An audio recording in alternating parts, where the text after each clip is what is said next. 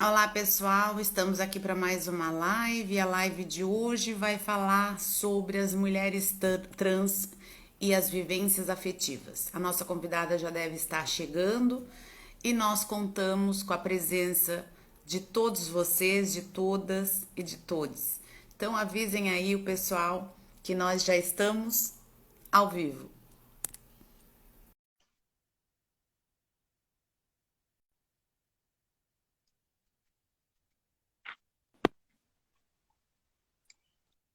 Boa tarde. Oh, Acho que eu tenho que ver a câmera, né? isso. Tudo bom, Frida? Tudo ótimo. Ai, coisa boa. Prazer em te conhecer.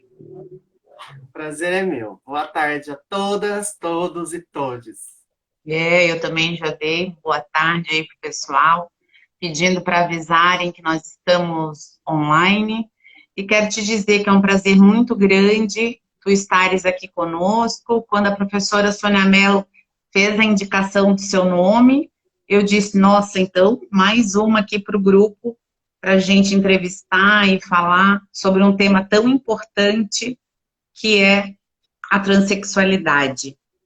E vou começar te apresentando, já falei o nome da nossa live hoje, Mulheres Trans e as Vivências Afetivas.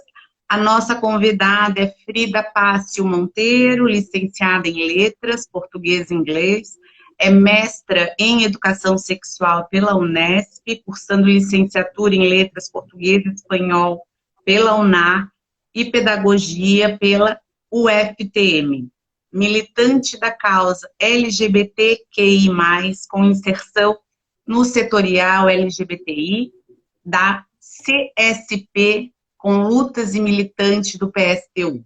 Autora do livro Vivências Afetivos Sexuais de Mulheres Travestis e Transsexuais. Para quem não me conhece, eu sou Graziela Halpe, pedagoga, orientadora educacional, psicopedagoga clínica, doutora em educação, com mais de 20 anos de experiência na área da educação sexual e da sexualidade. Então, é um prazer muito grande, a gente tem levado conhecimentos para vários cantos do Brasil e de muitos países com essas lives, e tenho recebido muitos feedbacks, sabe, Frida? Muitas pessoas, elas precisam desses conhecimentos para que a gente possa minimizar, seja o número de violências, né, porque tem sido exorbitante, e eu gostaria muito que tu te sentisse à vontade, falasse um pouco da tua trajetória, o que tu tens para contar para a gente, que eu estou super curiosa para saber dessa tua militância, dessa tua luta enquanto mulher. Bom, falar da trajetória, pode ser da trajetória acadêmica? Como você se sentir melhor? Tá, então vamos lá. Bom, um minutinho. Eu não posso falar agora. Tchau. Eu queria saber se vocês vão almoçar lá no jantar. Não sei, tchau. Aí bom, eu estudei a minha vida inteira em escola pública. Ah, eu comecei a passar por um processo de bullying, que na minha época não chamava bullying. Eu sou de 86, estou com 34 anos, faço 35 em dezembro. Uhum, Então, hoje seria o que a gente chama de bullying. E aí eu comecei a passar por esse bullying aos 3 anos, uhum. no Jardim 1. O Jardim 1, 2 e o Pré-1, eu fiz em uma escola infantil particular, que seria o que hoje é o Colégio Objetivo. E já nessa época, a minha memória consegue lembrar disso, eu já sofria processos de bullying da seguinte maneira. Era jardim um, dois, três, criança, mas brinca nessa época, né? Então eu lembro que os meninos eles não queriam, por exemplo, se sentar comigo naquelas mesinhas que sentam várias crianças, umas quatro, né? Junta quatro carteirazinhas quadradas e forma uma grande. Eles não queriam, eles já me chamavam de viadinho, de bichinha, de frutinha, boiola, baitola, um vocabulário muito vasto para crianças de 3 anos, né? Possivelmente aprenderam com os pais, né? A criança não nasce aprendendo tudo isso. E eles me chamavam desse monte de sinônimos, né? para homossexual na época, por exemplo, eles eram sádicos também. Por exemplo, eles gostavam de quebrar meus lápis, meus giz de cera, jogar minhas coisas no lixo, desaparecer com ela, canetinha.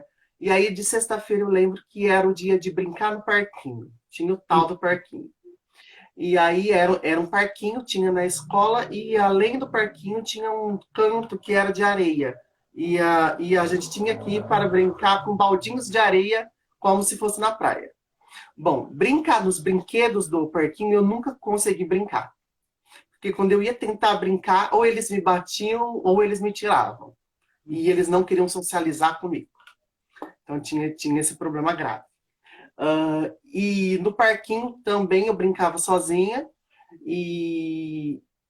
porque ninguém queria brincar comigo, e aí eu lembro que eles tinham o prazer de, quando eu montava meu montezinho de areia lá muito mal feito, eles tinham prazer em vir e pisar, chutar e destruir. Eles falavam que eu tinha que passar por aquilo porque eu era frutinha, viado, alguma coisa do tipo. Tá, isso foi Jardim 1, 2, 3, pré-1.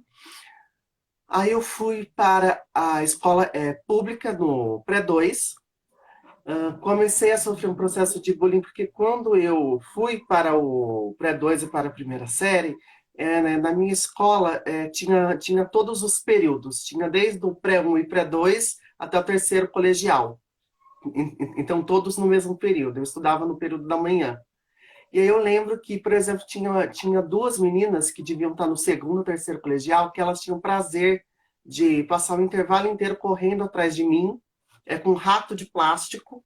Elas amarravam em um elástico, e aí elas corriam e lançavam e puxavam, lançavam e puxavam. Faziam isso diariamente, vários dias. Aí os anos foram passando, eu estudei a minha vida inteira na mesma escola, e tinha outros processos de bullying, sempre com vários xingamentos, sempre tinha, eles desenhavam na minha cadeira, com corretivo, um pênis. E aí, para a gente se sentar, eram lugares determinados. Então, eu tinha que sentar naquela cadeira. E aí eu falava, professora, posso trocar de cadeira? E ela falava, você causa tumulto toda a aula. Você causa toda a aula. Toda aula você quer trocar de cadeira, mas é porque desenharam. Ah, se desenharam, a culpa é tua. Você que é afeminado. E aí a culpa era minha. E aí quando eu sentava, tinha aquele, viadinho sendo na rua, o viadinho senta na pica. Todos os meninos fazendo isso. E era diário. Uma professora ou outra deixava eu trocar de cadeira. Mas, porque eram contadas, e aí eu precisava pegar em outra sala. Isso ia se repetindo diariamente na minha rotina escolar. Também eles tinham o hábito de jogar em mim bolinhas de papel e aviãozinhos. Só que quando eu abria, tinha desenho de pênis, tinha um monte de xingamento, viado, não sei o que, né? Tudo escrito. Outra coisa é que, por exemplo, eu sempre tive o azar da minha sala ser a última do corredor. Parece que foi uma seda. Todo ano que eu mudava de ano, a sala última. Então, para ir até a minha sala, eu tinha que passar por um corredor com meninos dos dois lados, porque não era Bruno só dos da minha sala, eram dos da escola inteira. Todos os anos mexiam comigo. E aí, para ir até a minha sala, tinha homem desse lado, homem nesse, aí eu passava no meio. Eles iam me xingando, passando a mão na minha bunda, enfiando a mão dentro da cueca, na genitália, e passando na minha cara.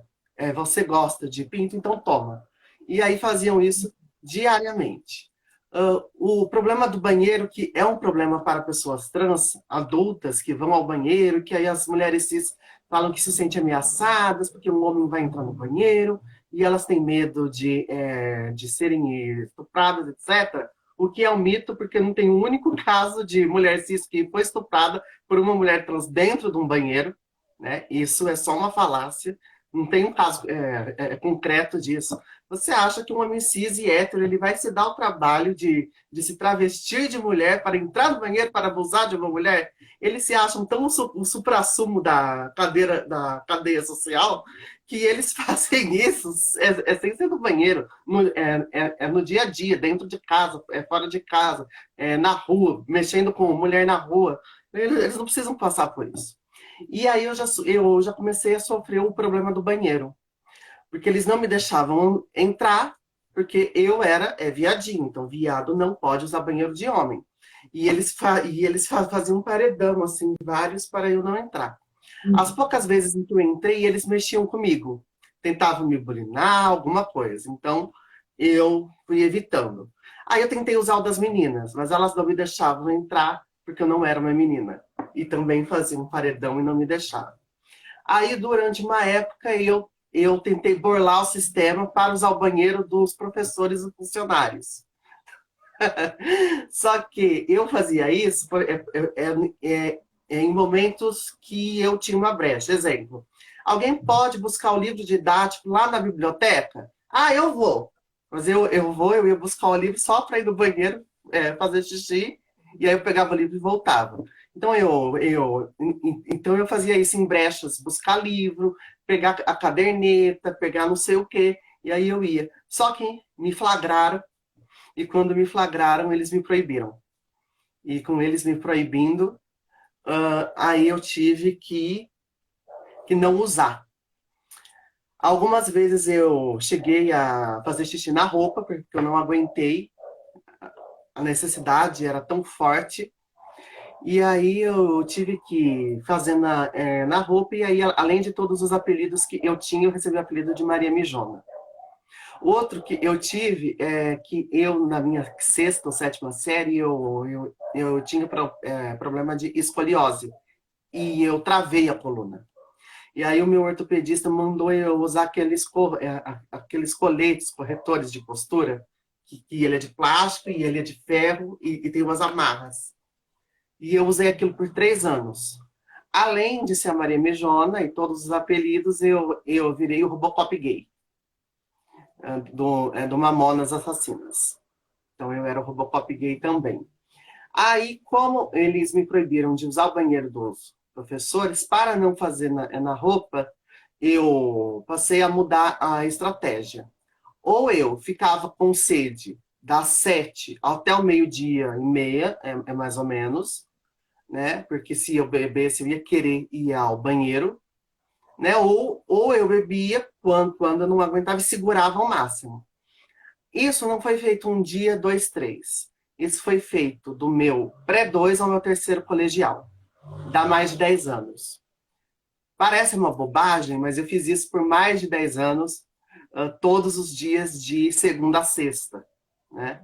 Isso dá de segunda a sexta, 4 semanas no mês, 20 dias. Anos depois, aí já adulta, eu tenho hoje problemas renais. Ou pela falta de água, que eu passei anos com sede, ou por segurar e reter a urina. Então, isso hoje me trouxe problemas a longo prazo. Então, essa coisa de que, por exemplo, pessoas trans sofrem para usar o banheiro, não é só pessoa trans adulta. Esse problema começa lá na infância. E ele tem que ser debatido porque ele é muito grave. Bom, além disso, para fugir do bullying, eu tentava me aproximar de adultos que fossem porto seguro. Acho que você, como pedagoga, você deve saber que tem essas estratégias. Então, por exemplo, eu passava intervalo com as faxineiras varrendo o pátio, para poder ficar perto delas, para os meninos não virem mexer comigo e me baterem. Só que aí deu problema, porque uma criança varrendo o pátio de uma escola, isso deu um problema de vocês estão explorando a criança, e aí as faxineiras levaram bronca e me proibiram. Depois eu fiz amizade com as merendeiras. E aí depois que todo mundo comia, quando elas recolhiam pratos e talheres, eu ajudava a levar a cozinha e eu lavava pratos e talheres, só para passar os 20 minutos dentro da cozinha para ninguém mexer comigo. Aí os meninos que faziam bullying comigo denunciaram para o diretor, e aí o diretor brigou com as cozinheiras e me proibiu de chegar perto da cozinha. Aí eu tentei depois me aproximar da bibliotecária. A bibliotecária, ela me protegeu assim, da primeira série ao terceiro colegial. Quando ela podia, eu ficava refugiada dentro da biblioteca.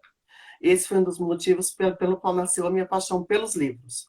O motivo um foi a minha mãe, porque ela lia para mim desde os 3 anos. Eu, quando fiz 6 anos, a minha mãe fez questão de me levar até a biblioteca municipal, porque ela que pegava livros para mim, e aí com 6 anos eu ganhei a minha primeira a carteirinha da biblioteca municipal. Eu tinha a minha carteirinha para ir toda semana buscar 2 livrinhos para ler. E aí eu fazia isso. E a dona Beatriz, que era bibliotecária, quando ela podia, ela me deixava lá.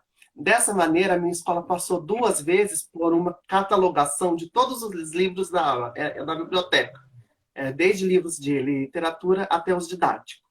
Então foi feita uma lista, feita etiqueta, catalogado. Eu que ajudei a catalogar a biblioteca 2 vezes, porque eu ficava lá mesmo para ninguém mexer comigo. Mas nem sempre deu certo, eles continuavam a mexer. Aí uma parte grave que aconteceu é uma das razões que eu só caiu a ficha depois, porque eu fui fazer mestrado em educação sexual. Na minha 8ª série, a gente teve... 8ª série, antigamente, era a última série do fundamental. Hoje tem até o nome. Mas na minha 8ª série, a gente teve uma semana de aula de educação sexual com uma enfermeira da faculdade aqui da minha cidade.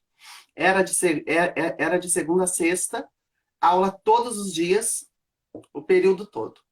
E aí eu lembro que um dia todo mundo me zoou muito, tanto os meninos quanto as meninas, porque eu estava tentando deixar o cabelo crescer, porque eu achava bonito. E eu queria ter cabelo comprido. Mas tanto os meninos quanto as meninas, você não tem vergonha? Você não é mulher para ter cabelo comprido. Você é feio, você é horrível, você é horroroso, você é um monstro. Falavam essas coisas para mim. E aí um dia eu fui para casa, eu estava tomando banho antes de dormir, e aí eu fui tomar banho, eu comecei a chorar tanto, e eu falava, não quero que zoem com a minha aparência amanhã. E aí durante o banho, eu peguei a gilete e raspei a minha cabeça. E aí eu raspei a cabeça, só que muito mal raspado, saiu o meu couro cabeludo, ficou aquilo em carne viva. E aí ficou em carne viva, e além de ficar em carne viva, tufos de cabelo atrás, porque eu não conseguia raspar direito. Aí eu peguei aquele monte de cabelo no chão, junto com carne, que tinha couro cabeludo, enrolei em papel higiênico e joguei no lixo. Eu fui ao quarto, enrolei gaze, pus uma toalha e dormi. Até hoje, não me pergunte como eu não tive hemorragia e morri de hemorragia. Eu sei que eu acordei no outro dia, encharcada a gaze e a toalha, tirei, joguei embaixo da cama, pus outra gaze, e aí eu pus o capuz. Isso estava no verão, a minha cidade faz 40 graus, 40 ou 42. E aí eu fui para a escola com 40 graus de moletom. E aí todo mundo ficou falando, mas por que você é tão esquisito? Com esse puta calor, você é de moletom. E aí a enfermeira, ela separou as carteiras para o lado esquerdo e direito, e aí de um lado ficaram meninas, do outro meninos. E aí ela me chamou durante o intervalo e eu contei o que eu havia feito, porque eu confiei nela, porque ela era o adulto mais velho e responsável. E aí, quando a gente voltou, ela me pôs no meio da sala, numa cadeira, e disse assim, fulano fez um negócio porque vocês ofenderam muito e disse que ele é feio, horrível, horroroso, um monstro. E ele vai mostrar para vocês. E aí eu abaixei o capuz, todo mundo estava rindo, só que conforme eu fui desenrolando e eles foram vendo aquilo em carne viva, porque saiu a camada da pele e tufos de cabelo, começou uma histeria coletiva, um monte de gente chorando, um monte de gente desmaiando, um monte de gente gritando e um monte de gente vomitando. Foi um caos. E aí o povo passou mal, o que ela fez? Ela avisou o diretor e a coordenadora. Qual a brilhante ideia que eles tiveram? Chamar todas as salas, desde a primeira série até o terceiro colegial, primeira A, B, C, D, segunda A, B, C, D, até terceiro colegial A, B, C, D. E aí os professores pegaram os alunos em fila indiana, passavam na frente da minha sala, eu no meio da sala, com a cabeça, né, toda acabada, e eles apontavam e falavam assim: olha, não faça igual fulano. Fulano é louco, fulano é perigoso, fulano não bate bem da cabeça. E assim eu fui exposta para não sei quantos alunos, 400 alunos, uma coisa assim, sala por sala, todo mundo foi me ver e eu no centro. Eu fui literalmente o bichinho do zoológico ou no picadeiro do circo. Todo mundo parou para ver o freak show, o freak show dos circos antigos. E aí eu fui para casa e no outro dia a diretora chamou a minha mãe, porque a escola teve um número que foi recorde de pais que ligaram e que apareceram. Todos preocupados com seus filhos, porque eu não batia bem da cabeça, eu era louco, e se eu fiz aquilo comigo, o que que eu não faria com os pobres coitados e inocentes dos filhos deles? Então eles fizeram um abaixo-assinado em um dia, menos de um dia, para me tirar da escola, porque eles não queriam a minha presença junto dos filhos deles, porque eu era um perigo. E aí a minha mãe brigou e disse: não, porque se sair daqui, porque a história espalhou, né? Todas as escolas ficaram sabendo, delegacia de ensino.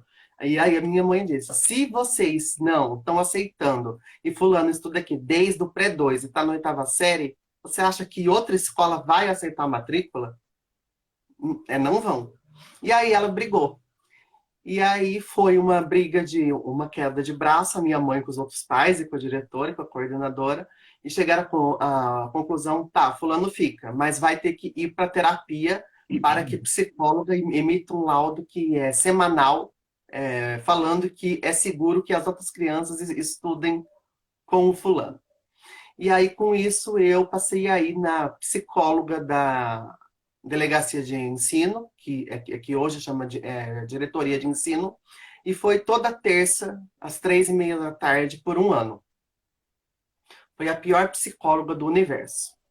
Aquela lá precisava ter a licença cassada. Eu já ia péssima, e ela fazia questão de me fazer sentir pior. A culpa é sua, porque você é afeminado, a culpa é sua, porque você é desmonheca, porque você bola, porque você fala fino, a culpa é sempre sua, porque se você fosse mais masculino, você não ia passar por isso, você que provoca. E ela chegou a me chamar de aberração mesmo. Ela me fazia, eu me senti péssima, péssima, péssima com ela. E aí, mas eu tinha que ir, porque se eu parasse de ir, eu seria obrigada a parar de estudar. E aí a minha mãe via que eu estava péssima, ela passou a trabalhar mais horas extras, porque ela é costureira, e aí ela passou a trabalhar até mais tarde e passou a pagar um psicólogo particular para mim. Foi um psicólogo maravilhoso. Mas por um ano eu passei naquela infeliz daquela psicóloga. Eu deduzo que hoje em dia ela seja uma bolsominion. É o perfil exato dela. Ela era típica, ela era padrão, muito assim. E aí Frida, foi isso. deixa eu só falar um pouquinho para tu continuares. Eu estou estarrecida, estou engasgada. Muito difícil, que bom que tu consegues hoje falar, né, da tua história, porque Terapia. quando a gente consegue falar, né, do que a gente passou, é que algo já está mais resolvido, não totalmente. A minha luta há mais de 20 anos trabalhando com sexualidade e educação sexual é justamente para a formação dos professores, para que eles saibam como lidar com a diversidade, com a nossa sociedade que é plural. Então, enquanto nós não tivermos professores capacitados, infelizmente nós vamos vivenciar cenas como essa. É uma trajetória de uma vida, você foi contando ali, né, da educação infantil ao ensino médio até agora. Então, é muito difícil. Essa tua história não é única, mas é a primeira vez que eu escuto tantos relatos de uma única pessoa, né, do que você sofreu ao longo dos anos, e a escola não estava preparada para te receber. A escola, quando eu falo a escola a comunidade educativa, né? Os professores, os gestores, os alunos nem se fala, porque se a gente não tem profissionais capacitados para lidar com a diversidade, nós também não temos famílias que saibam acolher os seus próprios filhos. Por sorte, pelo que você me dá a entender, a sua mãe era sua parceira, né? E acolheu a vida inteira. Então, muitos nem isso conseguem, né? Então, a gente sabe disso, quantas pessoas vão para as ruas, né? Ou são expulsos de casa justamente por isso, quantas pessoas deixam a escola não estudar por vivenciar tudo que você vivenciou. Então, você é uma guerreira, uma sobrevivente desse mundo que é tão cruel. E como você iniciou, né, falando, as crianças aprenderam em casa, né? As crianças aprenderam esses nomes, né, pejorativos, de ofensas, em casa, em algum lugar, com amigos, com os tios, com seus familiares. E eu gosto sempre de lembrar uma frase do Mandela, que ele vai falar justamente, né? Se as pessoas aprendem a odiar, elas aprendem a amar. Então, a gente precisa mudar esse discurso. E me custa muito, há 20 anos, estar falando a mesma coisa. Porque a única coisa que se pede é o respeito a todas as pessoas. Por que incomoda tanto, né, o ser diferente? O que é diferente? Felizes somos nós que somos diferentes e podemos ver a diversidade de uma forma tão linda. É lamentável que a gente veja hoje, tu está falando de um tempo atrás, mas a gente vê hoje. Eu acordei hoje com uma notícia muito linda, que foi de um adolescente aqui de Santa... Você está falando de São Paulo? Interior de São Paulo. Ah, tá. Fernandão. Eu estou falando de Floripa aqui, né? Santa Catarina. E a notícia de hoje foi de um adolescente que teve autorização para mudança do seu gênero em cartório. Na verdade, e fala em adolescente, mas eu fui ler a matéria, uma criança de 10 anos, trans, que pôde mudar os seus documentos, né? Então, é uma vitória, porque tem toda uma trajetória. Se você lá atrás, né, tivesse tido o apoio, nesse sentido, porque a gente avançou um pouco, mas isso aqui foi uma luta, foi uma conquista, que por mais que os decretos hoje, pelo menos aqui em alguns lugares do Brasil, já aceitam o nome social, mas a mudança da documentação é algo, então assim, eu fiquei muito feliz com a matéria de hoje, só quem passa é que sabe. Mas era só para dar uma pausa, dar uma respirada aqui, falar um pouquinho, porque é muito difícil ouvir o que você está trazendo. Muito importante para que as pessoas, sabe, entendam. Sim, sim. Sobre a escola, eu estou terminando, praticamente. No meu segundo colegial, eu tenho um animal que eu tenho fobia. Não, não é medo, é fobia mesmo, né, que é mais intenso. É que eu não vou falar o nome, porque uma vez eu falei em uma live que eu participei, e tem gente que é tão má, porque eu tenho tanta fobia, que se eu ver uma foto eu já surto. Não posso nem ver imagem desse bicho. E aí eu falei de uma live, um monte de gente cretina encheu a minha DM, tanto do Instagram quanto no Messenger, me mandando mensagem, um monte de imagem desse bicho. Então, hoje em dia eu conto, mas eu não conto qual é. Porque tem gente que é cruel, gosta de fazer por pura maldade. E aí tem esse bicho, e aí, segundo colegial, chegou a famigerada aula de zoologia. Tinha botânica e zoologia. E aí você levava os bichinhos. Aí eu já surtei, né? Falei, gente, vai chegar naquele animal. E fiquei tensa. E não deu outra. Chegou na classificação em que foi separando os animais, animal tal. Eles não sabiam que eu tinha fobia. Apesar que eu tenho uma teoria da conspiração que eles sabiam desde o meu prezinho. Porque eu cheguei, todos os meninos tinham levado esse bicho em um pote de vidro. Aqueles de maionese ou de palmito. O bicho estava dentro e aí na tampa tinha uns furinhos para que respirasse. E eu surtei de ver. E aí eu sentava do lado da porta e no parapeito da janela um monte de pote com aquele bicho. Eu não consegui me concentrar na aula. Aí eles viram que eu tinha medo e passaram o intervalo correndo atrás de mim, a mão estendida com o pote com o bicho dentro. E não tinha para onde correr. Eu corria para um lado, vinha 3, eu corria para o outro, vinha 2, eu corria para o outro, vinha 1. Todos os meninos fazendo isso. A professora, né, eu surtei, a minha mãe foi lá de novo, a professora, ela recolheu os potes de vidro. Mas eu tenho a teoria da conspiração que já sabiam, porque eles levaram mais pote com o bicho de novo. Fizeram isso por 3 meses. 3 meses. Todo dia a professora recolhia e eles, no outro dia, traziam de volta. Eles deviam ter uma plantação, alguma coisa, não sei se é plantação porque não é planta, mas eles deviam ter um ninho, um criador, alguma coisa do tipo. E foi isso por 3 meses. Você deve imaginar, eu vivi em pânico, eu tentava inventar desculpas para não ir à escola, eu tô doente, eu tô isso, eu tô aquilo, porque eu sabia que teria, né, o bicho e eles correriam atrás de mim. E aí meu rendimento escolar foi a 0, porque eu não conseguia me concentrar em matéria nenhuma, porque eu ficava com medo que eles iam correr atrás de mim com o bicho. E aí isso durou 3 meses, não parou, porque a escola tomou uma atitude, parou porque eles enjoaram de brincar disso. Então, parou por isso, não por uma decisão da escola.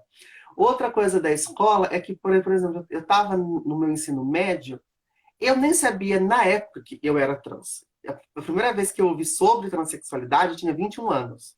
Não é hoje que crianças pequenas já sabem o que é trans. Na minha cabeça, tinha uma única possibilidade: você ser gay. Gay e lésbica. Só. Mas trans eu nunca tinha ouvido falar. Eu fui só com 21 quando eu estava na faculdade. E aí tinha professoras que chegavam em mim ou na minha mãe em reunião escolar e falavam: fulano traveco, ele faz programa? E assim, usando o termo pejorativo, né? Traveco, trava, que são termos pejorativos que não se deve usar. E professor falando isso, ou para minha mãe ou para mim, durante a reunião escolar. E eu nem sabia que eu era trans. Eu nem tinha noção disso. E aí falavam se eu fazia programa ou não. Eu era virgem, eu nunca tinha beijado na boca. E o povo com esse tipo de suposição. Teve uma mãe de uma menina que era minha amiga, e que eu gostava muito, ela chegou na minha mãe e disse: olha, fulano anda com a minha filha, mas ele é puta, ele faz programa, ele é traveco. E aí a minha mãe, assim, mas de onde que vocês tiram essas coisas? De que lugar? Então isso foi a minha vida escolar. Na faculdade de letras foi ótimo, porque como eu sempre tive facilidade em língua portuguesa, desde a escola, eu era a melhor aluna de letras. Então eu fui considerada a melhor aluna desde que tinha se formado, uma das 3 melhores, desde que tinha se formado o curso. O curso já tinha, na minha época, uns 15 anos. Então, em 15 anos, eu e mais 2, nós éramos os 3 melhores desde a fundação. Então, em letras, eu nadei de braçada, porque eu era mais inteligente, então todo mundo, acho que mesmo que tinha preconceito, puxava o saco porque queria fazer um trabalho junto, pegar nota, não sei o quê. Então eu dominei. Eu dominei letras, foi de boa. Mas eu não me assumi trans ainda durante a faculdade. Eu descobri o que era, só que eu só fui assumir. Eu terminei letras em 2009 e eu só fui me assumir trans em 2011. Quando a minha avó, que me criou, ela faleceu em abril. E aí, em junho, falando com a minha psiquiatra, com a qual eu fazia psicoterapia, aí eu falei: não, eu não aguento mais segurar isso, eu quero assumir quem eu sou. E aí, 2 meses depois que a minha avó faleceu, a minha psiquiatra chamou a minha mãe e disse: fulano é uma mulher trans. Eu falei: o que é isso? Aí ela explicou e eu fiz um intensivo com ela. Durante um mês, a gente viu um monte de filme que tinha personagem trans, série, documentário. Naquele ano de 2011, não tinha quase documentário em português sobre pessoas trans. Quase tudo era inglês ou norte-americano. Então, era da ABC, do Discovery, CNN, esses monte de canais. O único que tinha em português era um do Quebrando o Tabu, que eu nunca vou esquecer. Tinha o João W. Neri, tinha a Maite Schneider e tinha a Carol Marra, e tinha a Carol Marra, que é uma modelo. Aí a minha mãe assistiu a filme, a série, não sei o quê. Na época estava em voga os blogs, e aí a gente entrava em site, blog, em que as pessoas trans narravam as suas experiências, como elas se descobriram, como foi a transição, como foi o hormônio. E aí eu fiz um intensivo com a minha mãe de um mês. Saiu afiada, entendendo que era transexualidade. Você é isso, eu entendi, ok. Você só vai para terapia para lidar com as questões. Porque não é que pessoa trans precisa ir para terapia porque é doente mental. A gente desenvolve doenças mentais por conta de todo o preconceito, toda a opressão. Não é que ter doença mental é uma condição que é sine qua non. Não é, gente. Não nasce. Ser trans é doença mental. Não é nada disso.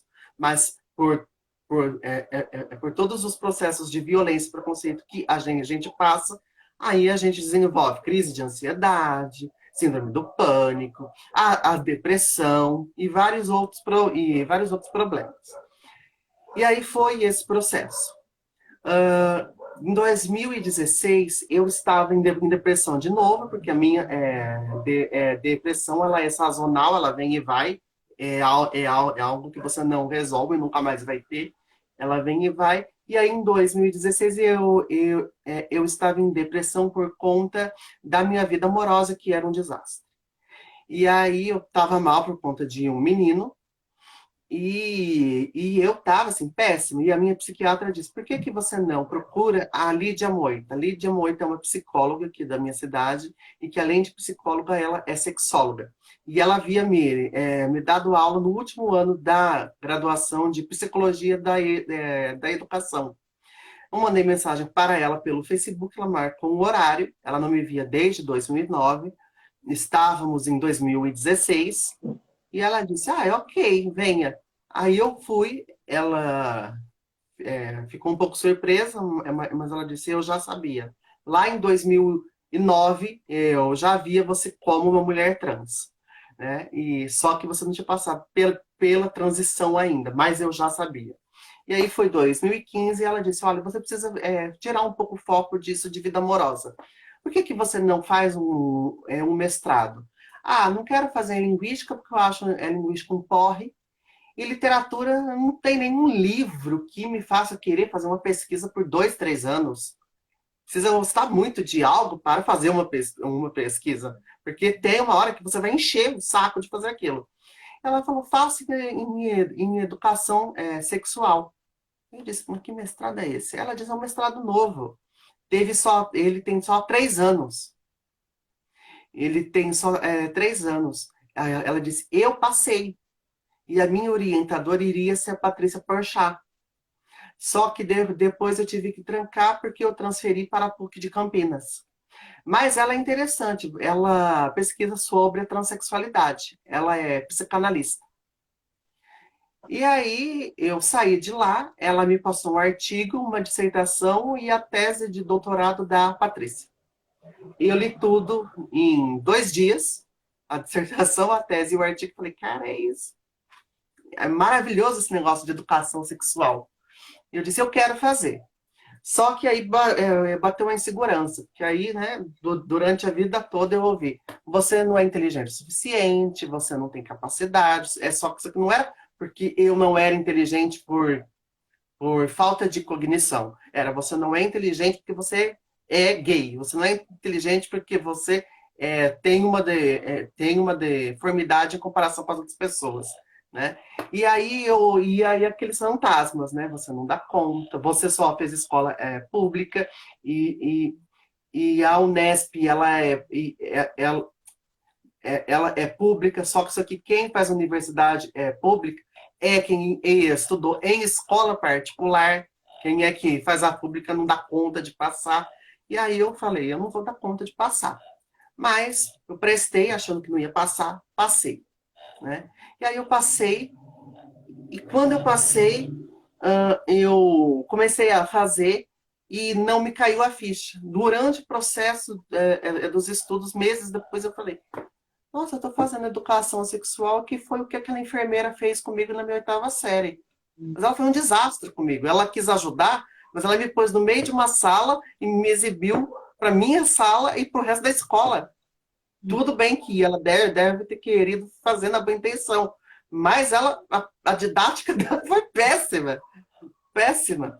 E aí eu pensei, será que eu estou fazendo, no fundo, inconscientemente, educação sexual para que as outras crianças e adolescentes não passem pelo processo que eu passei, para que crianças e adolescentes que sejam gays, lésbicas, bi, trans, seja lá qual identidade de gênero ou orientação sexual for, não passem pelo que eu passei, possam ter professores que são preparados, possam usar banheiro, possam ter colegas, possam ter um acolhimento.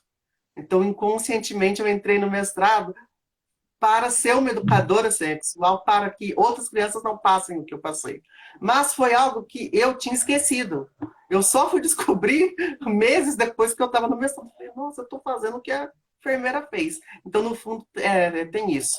E aí, para encerrar sobre a trajetória acadêmica, estava sendo maravilhoso o meu mestrado, tudo incrível, maravilhoso. Achava que eu era amiga de todo mundo, todo mundo me respeitava e me aceitava. A iludida. E aí, em 2018, teve o quinto Congresso Brasileiro de Educação Sexual, lá na UEL, lá em Londrina, no Paraná. E aí, uma professora do programa, que me deu aula, ela foi transfóbica comigo e com mais 2 mulheres trans. Uma era uma aluna de pedagogia, ela estudava na UEM, em Maringá, e a outra é uma mulher trans conhecida, que hoje é minha amiga, a Meg Rayara Gomes de Oliveira. Nós 3 estávamos no banheiro, dentro das cabines, fazendo necessidade, que banheiro é para isso. Eu não sei o que as pessoas pensam que a pessoa trans faz no banheiro. É só xixi e cocô. No máximo, uma mulher trans vai se maquiar olhando no espelho, mas tirando isso, não tem outra função. E aí ela entra no banheiro, tinha uma menina que era amiga delas, estava do lado de fora, e ela comentou, eu sou contra eles, no masculino, usarem o banheiro feminino. A fila do banheiro feminino está grande porque eles ficam usando o nosso banheiro.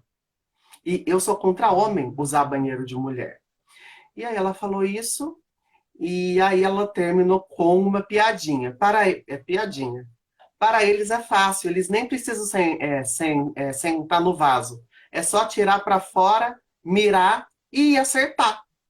E saiu rindo. Aí a gente saiu do banheiro molhando. O que aconteceu aqui? Um congresso de educação sexual. Sim, e 15 minutos depois ela lançou um livro sobre transexualidade. 15 minutos depois. Hipócrita no último. E aí ela fez isso. Aí eu contei o que aconteceu no grupo do WhatsApp na sala. Na hora, todo mundo me deu apoio. Eu só não vou dizer o nome dela, porque eu não quero receber um processo, porque ela nega que ela fez isso. Mas eu ouvi, as outras 2 ouviram, mais a outra menina que estava no banheiro. Né? E aí eu contei no grupo, todo mundo me deu apoio e disse, Frida, quando ela deu aula pra gente, aqueles 3 dias, ela já era assim, ela passou os 3 dias chamando você no masculino, porque eu não tinha feito a retificação do documento. E ela falava, eu vou chamar de acordo com o que está no RG, no documento, porque senão é falsidade ideológica, porque senão é fraude, senão é crime. E aí ela falava que como eu não tinha mudado o documento, ela ia me chamar pelo que estava no documento. E aí ela passava os 3 dias, além de me chamar no nome de batismo que estava no documento, ela me chamava de ele, ou, sempre artigo e pronome no masculino. E aí a turma disse, mas ela já fez isso aqueles 3 dias. A gente só não achou que o nível ia descer a esse ponto. E aí eu contei, fui dormir. No outro dia a sala toda tinha ficado contra mim. Que Frida, na verdade, pode não ter acontecido assim, né? Porque você é muito intensa, muito sentimental, você tem a mente muito fértil, você é muito criativa, então você pode ter aumentado o que aconteceu. A gente não está falando que você inventou, mas como você é muito à flor da pele, muito intensa e emotiva, você pode ter, por ser sensível e ter a mente fértil, exagerado um pouco. Aí eu disse, então eu tive um surto, só que foi um surto coletivo. Que eu tive, a Meg teve, a Lua teve, a outra menina teve. 4 pessoas surtaram a mesma coisa. E aí falaram isso. Aí eu fiquei muito mal, saí dos grupos. Na época pensei em desistir do mestrado, em 2018, que foi isso, porque eu achava que todo mundo me aceitava, me apoiava, e na verdade foi só acontecer a primeira situação que entra acreditar na mulher cis e na mulher trans, a trans que é a louca sempre, né?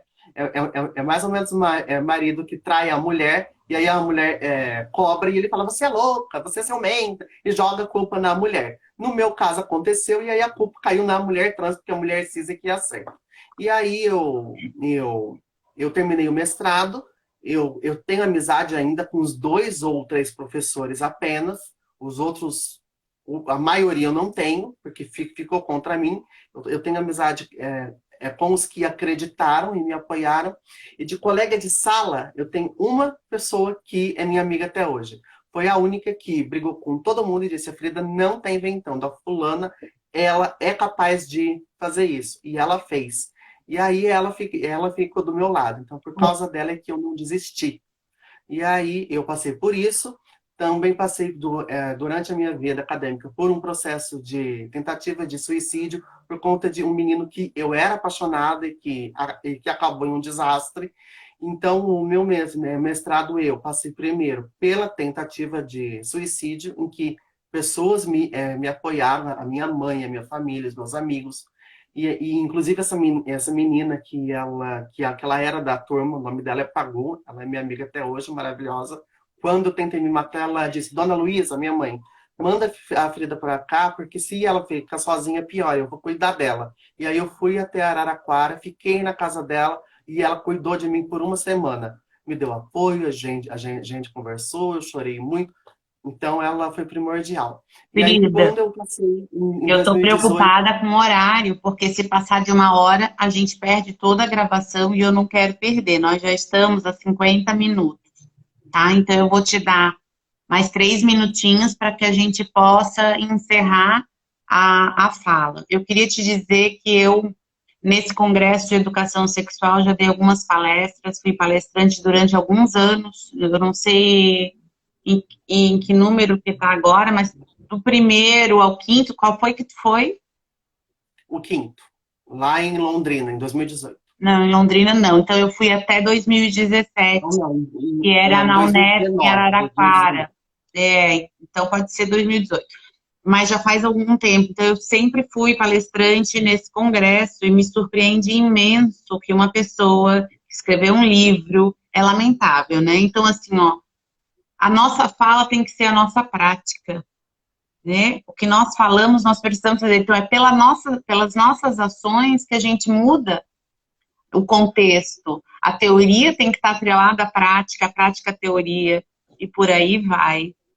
Então, a tua história, ela é riquíssima de exemplos de coisas que a gente não deve repetir, que as pessoas possam repensar as suas práticas e se agarrar em você como uma vitoriosa. Nós tivemos vários comentários no decorrer aqui da live, que eu não consegui falar, né? Gente de Portugal, que estava aqui prestigiando, mas que precisou sair. Tinha gente chorando na live, que escreveram, né? Quanta crueldade, que maldade, tudo que fizeram. Teve a professora Luciana falando, né, o quanto que é importante, né, a formação dos pedagogos e a intervenção deles nesse processo de educação. Então, a gente sabe da necessidade dessa formação, né, nós precisamos mudar, por isso a minha luta é para que todos os cursos graduação, licenciatura, todos tenham uma cadeira de educação sexual, para que a gente consiga ter profissionais capacitados, porque esses alunos universitários são os que estarão constituindo família futuramente, ou não, né? Porque isso também está nos direitos sexuais como direitos humanos, né? Você pode constituir como... vão atender pessoas trans, né? Pessoas trans convivem com enfermeiro, com psicólogo, com vendedor, com advogado, com todas as profissões. Sim. Todas precisam ter uma preparação para lidar com esse público, tanto público trans quanto LGBTQIA+.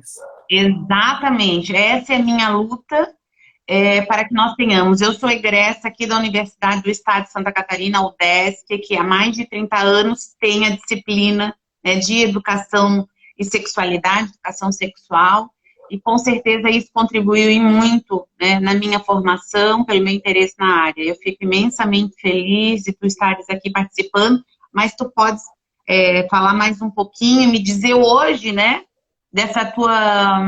Como que você está hoje, passado tudo isso, como que você está hoje? Você está bem? Como é que... Eu tô ótima. A minha pesquisa foi com a Porchat, que era a mesma da Lídia, né? E aí eu pesquisei as vivências afetivas sexuais de mulheres travestis e transexuais. Porque eu queria saber se eu que era azarada ou se as outras mulheres trans passavam pelo mesmo, ou se o problema estava em mim, né? Só que era um motivo pessoal, mas eu transformei isso em algo acadêmico. E esse é o teu livro. Esse é o livro. Ai, maravilha. E a minha pesquisa de mestrado que eu transformei em livro. Maravilha. Para que mais pessoas tenham acesso.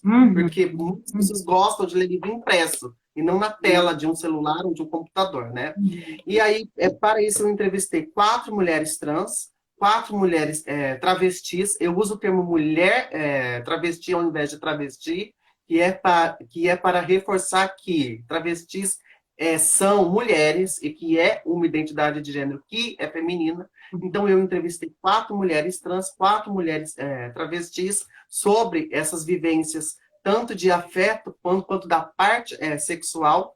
Para isso, eu trabalhei com as histórias de vida delas. Eu transcrevi todas as respostas e todas as entrevistas, que foi de um questionário de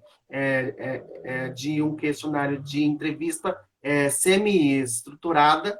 E aí, para terminar, eu trabalhei com a autoetnografia. Isso é, além de ser o objeto de pesquisa, que foi o que as pessoas foram na academia por anos, eu sou a pesquisadora também. Então, eu sou objeto de pesquisa e pesquisadora. É um processo passivo, só que também é ativo, porque eu analisei todas as respostas. Então, a diferença do meu trabalho é uma mulher cis, um homem cis podia ter feito a entrevista. Só que eles poderiam não perceber algumas coisas porque eles não fazem parte daquela vivência. E com a autoetnografia, como eu faço parte do que eu estou pesquisando, eu pude perceber detalhes e nuances, porque eu também sou trans, assim como as minhas entrevistadas. Eu quero o teu livro. E por isso que a autoetnografia ela é essencial. E o livro é esse aqui. Que coisa boa. É isso. Eu quero. Onde é que a gente consegue? Nas minhas redes sociais mesmo. É só me chamar no Face, no Messenger, no Facebook, ou no Instagram. @Frida Pássio Monteiro. Pássio com SC igual piscina. No momento eles acabaram. Eu estou na 3ª edição já. A primeira eu vendi 100 exemplares em um dia. A segunda eu demorei uns 3 meses para vender 100. E agora eu estou na 3ª. Os livros chegam até o final do mês. A editora já está fazendo uma nova remessa. E quando chegar, eu vou anunciar nas minhas redes sociais. É só falar comigo.